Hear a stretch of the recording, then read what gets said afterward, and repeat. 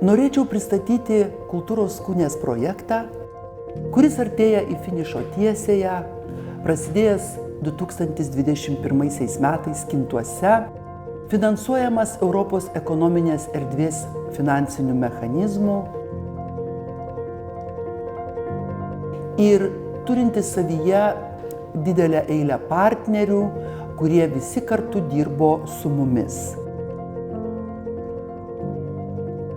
Kintų vidurinė mokykla, vadovaujama Astos Gužauskienės, Vidūno centras, kurio ilgametė direktorė yra Rita Tarvydienė, ir abi bendruomenės, tai liuteronų evangelikų bendruomenė, kurios pirmininkė yra Laimutė Mačėnienė, ir Kintų bendruomenė, kuriai šiuo metu vadovauja Sigita Kasparavičienė, o prieš tai maloniai mūsų projektą įvedė ir daugeliu klausimų padėjo seniūnas Antanas Kližentis.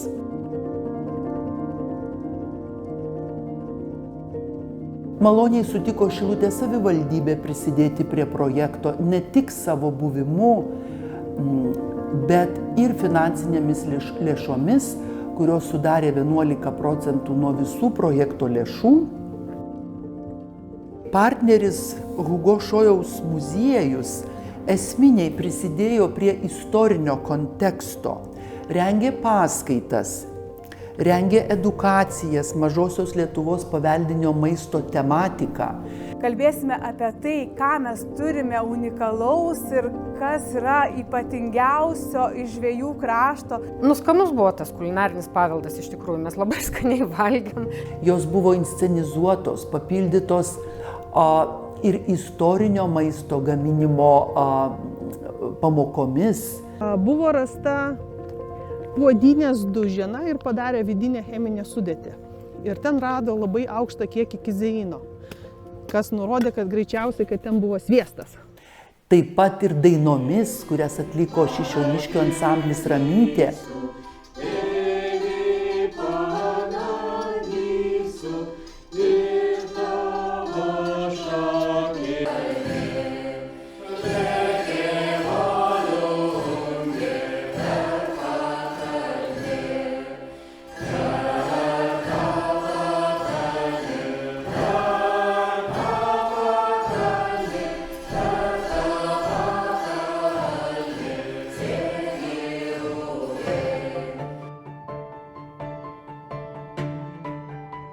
Be partnerių iš Norvegijos mes nebūtume galėję šio projekto vykdyti. Ir čia prisijungė tikrai patyrę architektų kompanija Biotope, kurie projektavo Arktyje meno stebėjimo, sakykime, objektus, namelius.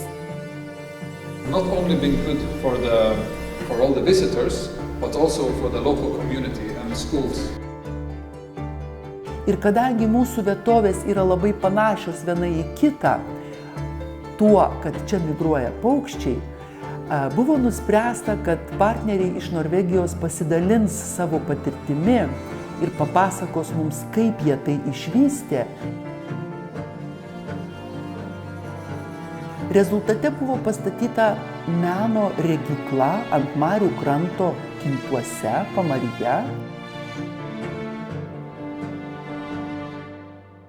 Kultūros Skūnės rėmuose pastatyta Kintuose meno regykla ir kartu paukščių regykla kaip naujas objektas, ne tik menininkams, bet ir paukščių ir gamtos stebėtojams. Meno regykloje užlipus galima medituoti, jinai yra nedidelė, tik tais porai žmonių. Meno regykla lyg ir žymi tą vietą, kurioje susikerta tai, kas yra menai, gamta, aukštoji kultūra ir tai, kas yra pragmatiška, gal sakykime net brutalu, kadangi šalia stovi ir medžiotojų bokštelis.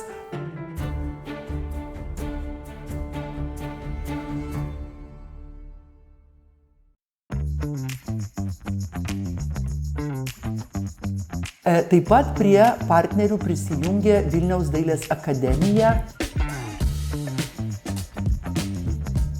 vadovaujama profesorės Marijos Marcelionytės Paliukės ir 3 katedrų studentai su dėstytojais priešakyje praeitą rudenį dalyvavo Kintuose, inspiruodami labai daug rezidencijų, plenerų, meno dirbtuvių, bendradarbiavimo su vietos jaunimu ir vaikais.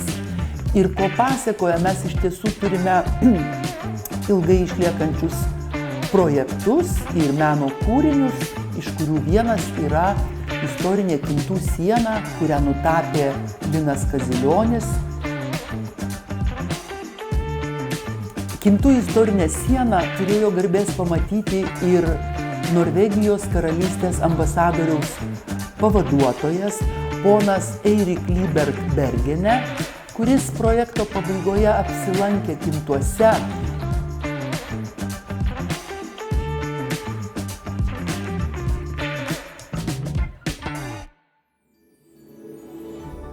Projekto metu šalia tos eilės meno rezidencijų taip pat vyko daug mokymų. Apžvelgsim mūsų Mažosios Lietuvos, etnografinės Mažosios Lietuvos ir žemaičių būdą, papročius, tradicijas ir valgius. Nes mūsų tikslas buvo išsiaiškinti, kokios vis tik tai stiprybės yra vietoje gamtos, pastatų, architektūros, amatų, kuriomis besinaudodami mes galėtumėm ir kurti tą vietokūros klestėjimą regione, vietoje. Dėka mūsų partnerių mes radome tas veiklas. Tai visų pirma, dabar remontuojamame meno rezidencijos amatų centro Rūsyje turėsime įkurdintą paveldinio maisto virtuvę ir maisto degustacijos salę, taip pat kaip turėsime keramikos dirbtuves bei ekspozicijų salę. Taip, va čia bus patalpa, kurioje bus gaminamas paveldinis maistas. Ir dabar patenkame į keramikos edukacijų salę, kur stovės degimo krosnis, o čia yra patalpa, kurioje bus keramikos padarytų darbų ekspozicija.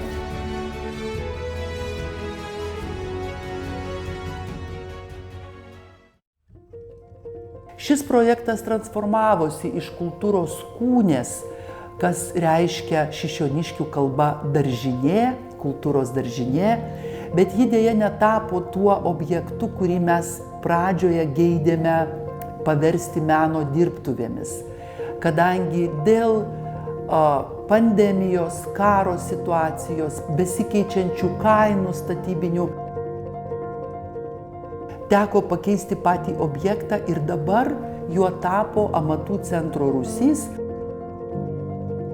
ir tikimės jį pilnai užbaigę pakviesti visus į svečius, degustuoti to paveldinio maisto, nuleisti istorinį laivą Kintų uostelyje ir kartu atšvęsti miestelio šventės metu pilną projekto suklestėjimą.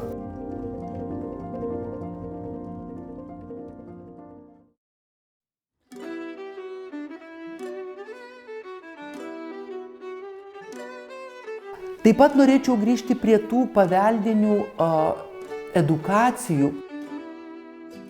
Tai yra mūsų vėtrungių gamyba, kurių edukacijas vedė patyrę meistrai Vaidotas Bliūdžius ir Laurynas Juodeška, turintis paveldo sertifikatus. Taip pat kaip ir istorinių laivų statyba, kurias inicijavo ir atliko žinomi meistrai Lietuvoje, tai Simas Knapkis ir Vaidotas Bliūdžius. Statome istorinį medinį laivą, kuris yra naudojamas anksčiau kaip prekybinis. Jisai skirsis nuo visų kitų kurienų, kurie dabar šiuo metu plaukėjantis Kuršių mariose, tuo, kad bus dengtas namelis jame. tam, kad galėtų ne tik tais anksčiau daržovės pasislėpti, bet ir dabar plaukiantis su juo žmonės. Mes norim šituo projektu, pristatydami visą statybos procesą, parodyti, kaip tai buvo daroma. Tokie laivai statomi yra labai retai ir kam daliai žmonių įdomu yra, kad galėtų susipažinti.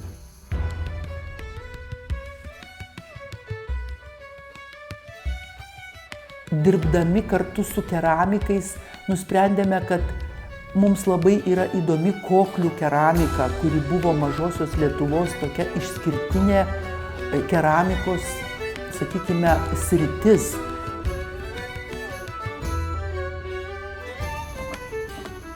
Tai pabandėme kartu su vietos gyventojais gaminti koklius, aišku, jie yra dekoratyviniai. Mus aplankė menininkas iš Norvegijos, Darren Woodhead, kuris taip pat tapė paukščius natūroje. Tai buvo meno regyklos įprasminimo pleneras. Darbai buvo eksponuojami Kintų meno galerijoje.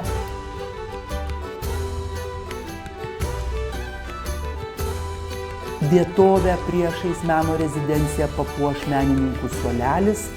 Tai yra vietos meistro Liudo Puškoriaus granitinis kūrinys, lygiai taip pat kaip ir meno girdykla, kuri puikuojasi šalia meno regyklos.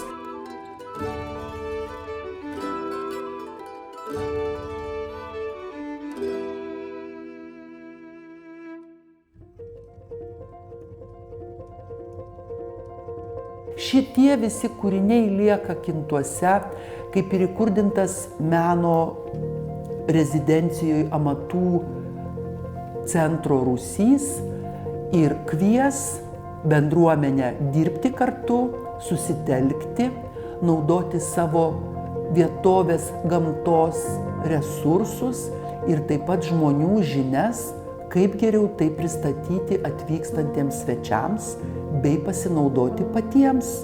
Kviečiame į Kintus.